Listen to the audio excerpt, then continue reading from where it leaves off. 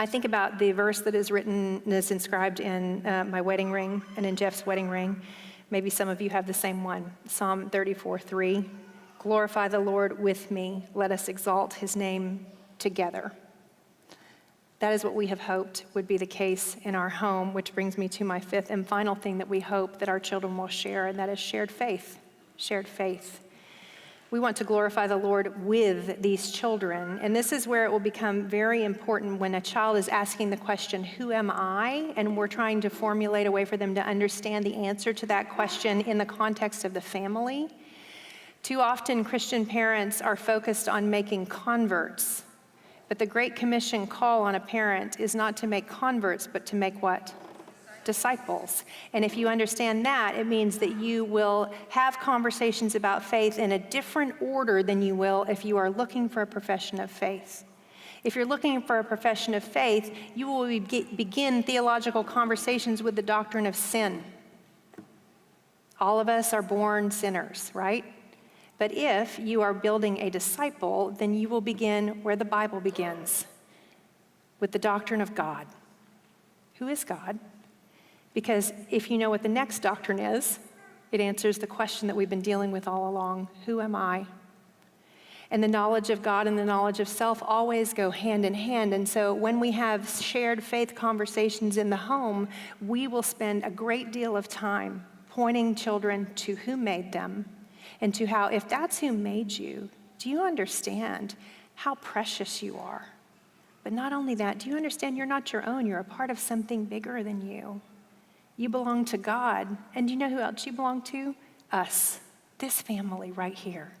You belong to us. God gave you to us. Who are you? Well, you're a child of God.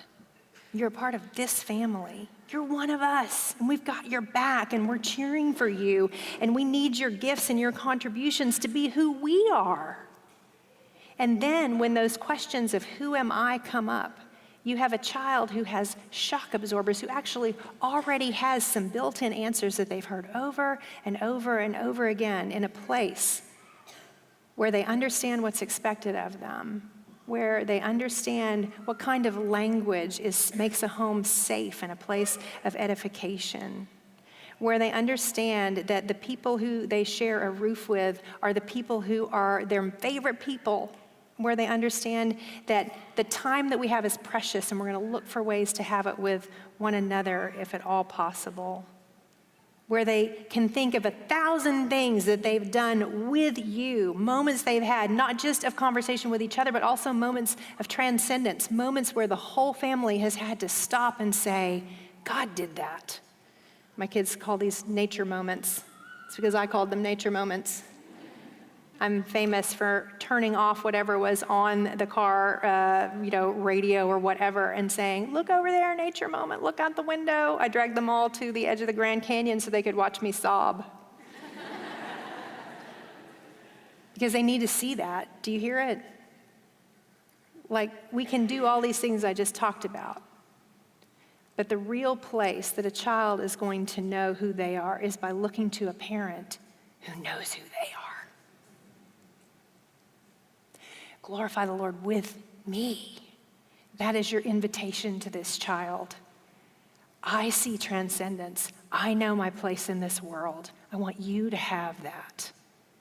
So my prayer for all of you is that your homes would be places of safety, love, affirmation, exhortation, and places where the name of God and the person of God is exalted, so that those children will know beyond a doubt, I am his and I'm theirs. And so who I am can be formed in light of that.